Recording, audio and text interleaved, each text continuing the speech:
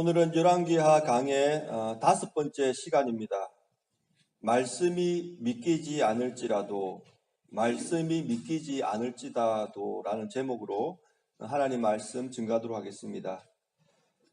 제임스 스미스 교수가 쓴 책 습관이 영성이다 라는 책에 보면 이런 이야기가 나옵니다. 한 마을에 큰 홍수가 나기 시작했습니다.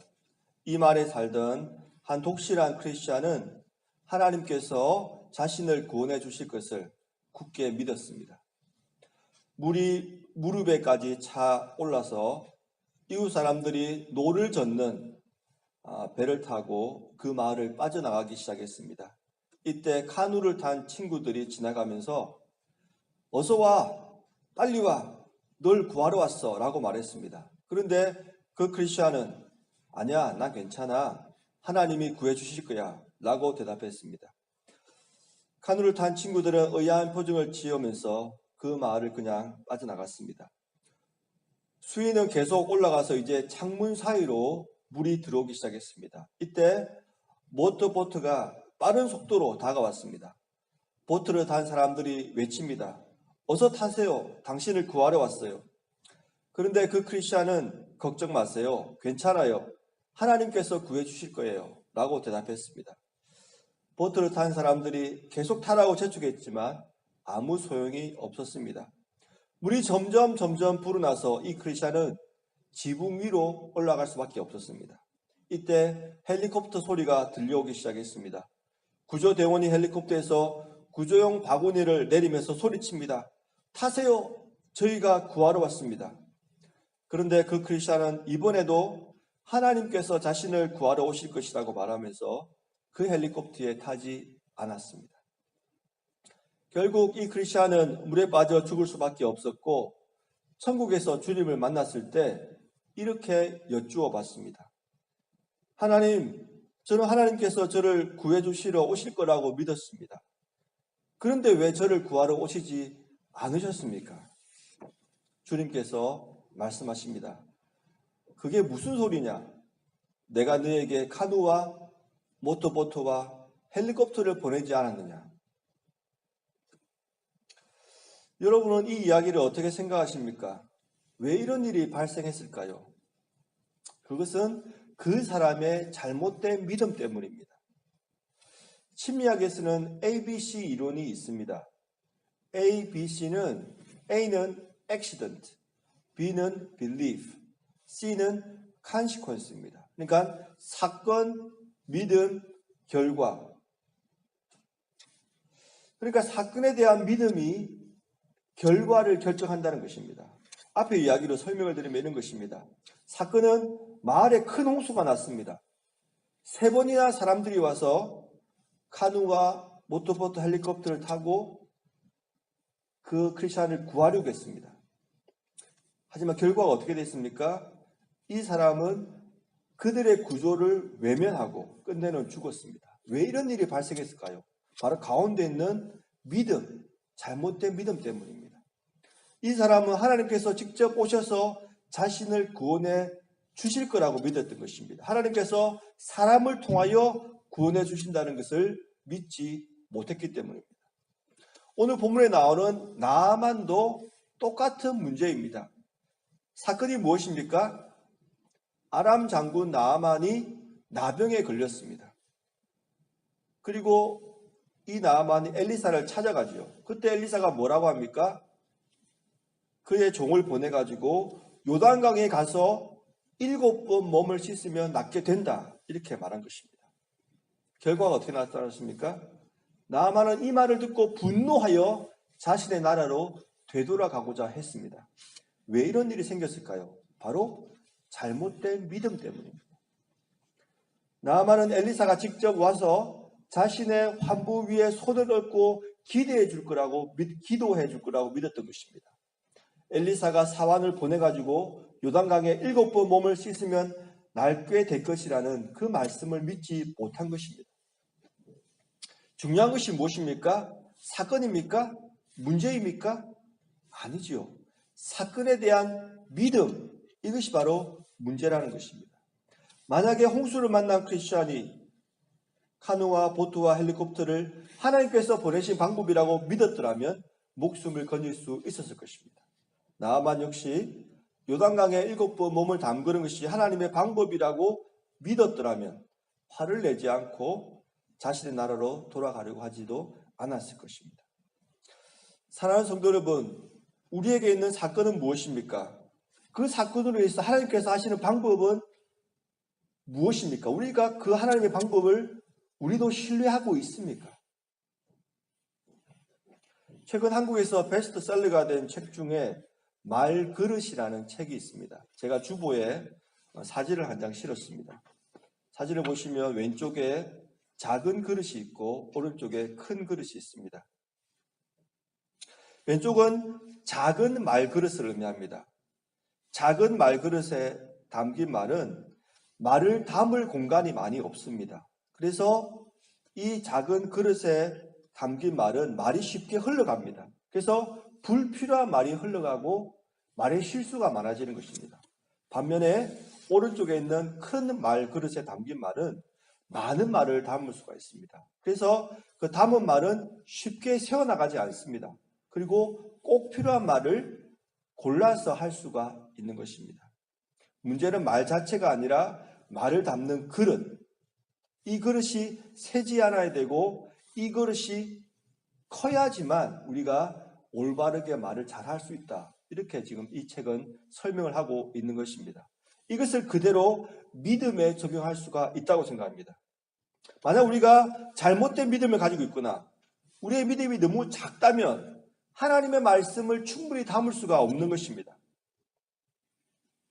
그래서 우리는 하나님의 말씀을 충분히 담을 수 있는 올바른 그릇, 깨지지 않은 올바른 그릇, 그리고 큰 믿음의 사람이 되어야지만 하나님의 말씀을 들었을 때 그 말씀에 올바르게 반응할 수가 있다는 것입니다.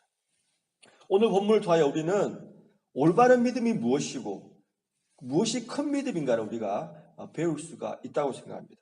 첫 번째, 올바른 믿음은 지식이 아니라 순종입니다. 왜 순종이 올바른 믿음일까요? 우리가 하나님 말씀을 듣고 그것에 순종하는 것에는 세 가지 가능성이 있습니다. 첫째는 우리가 하나님 말씀을 듣고 그것을 믿습니다. 그리고 순종할 수 있지요. 이것은 가장 좋은 경우입니다. 두 번째는 우리가 하나님 말씀을 듣고 그것을 믿는다고 말은 하지만 전혀 순종하지 않을 수가 있습니다. 이것은 가장 안 좋은 경우입니다. 이것은 올바른 믿음이 전혀 아닌 것입니다. 세 번째 경우는 하나님의 말씀을 들었습니다. 그런데 그것이 믿기지가 않습니다. 하지만 그 말씀에 여전히 우리가 순종할 수도 있지요. 보통 이런 경우는 우리에게 선택권이 없거나 마지못해 순종할 수밖에 없는 상황 때문에 그렇습니다. 여러분의 이해를 돕기 위해서 제가 한 가지 이야기를 해드리겠습니다. 구본형 작가가 쓴 익숙한 격과 결벌이라는 책에 이런 이야기가 나옵니다. 1988년 7월 영국 스코틀랜드 근해 북해 유전에서 석유 시추선이 폭발을 했습니다. 이 사고로 168명의 사람이 목숨을 잃었습니다. 앤디 모카는 그곳에서 기적적으로 목숨을 건진 사람이었습니다. 앤디는 석유 시추선이 폭발할 때 잠을 자고 있었습니다.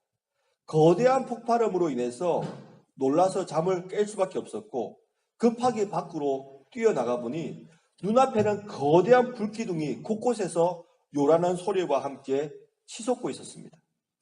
아무리 주위를 둘러봐도 피할 곳은 없었습니다.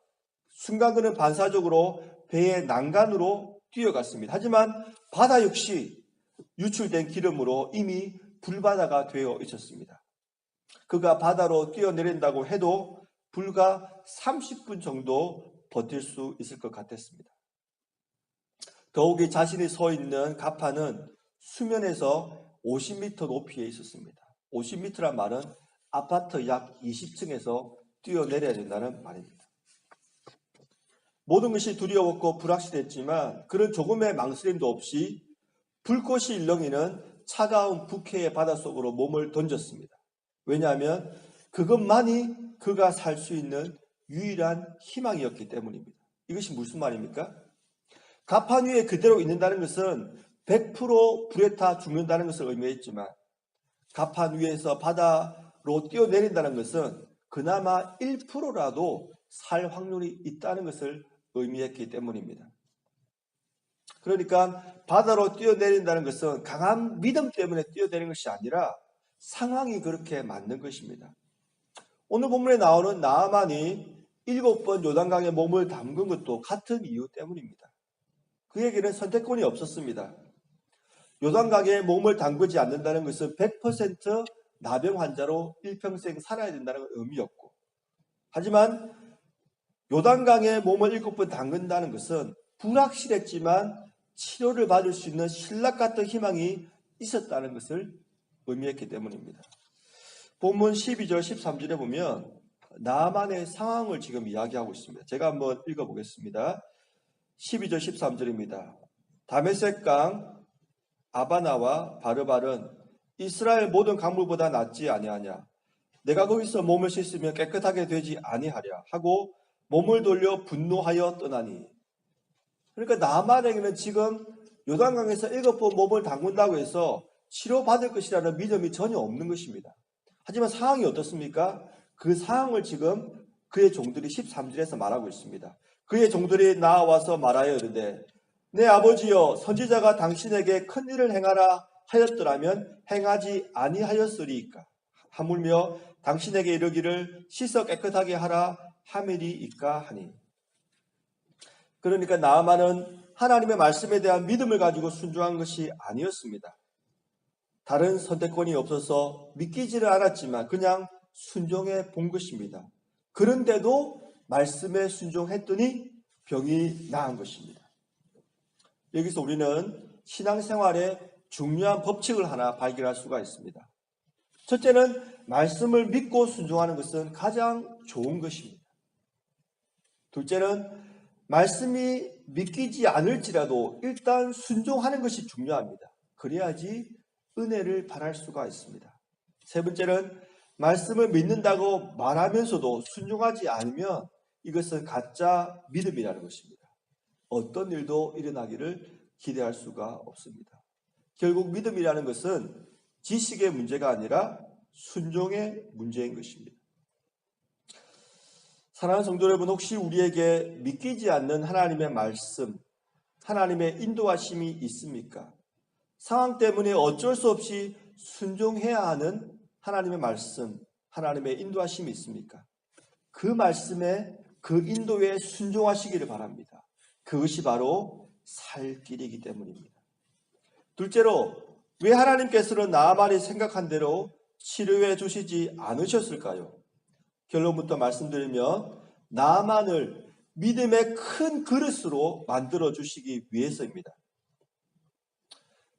나아만이 생각한 대로 엘리사가 나아만의 환부에 손을 얹어 기도함으로 치료해 주실 수 있었습니다. 그렇죠? 그리고 나아만이 말한 대로 요단강이 다메섹의 강들보다 더 치료에 효과가 있는 것도 아니었습니다.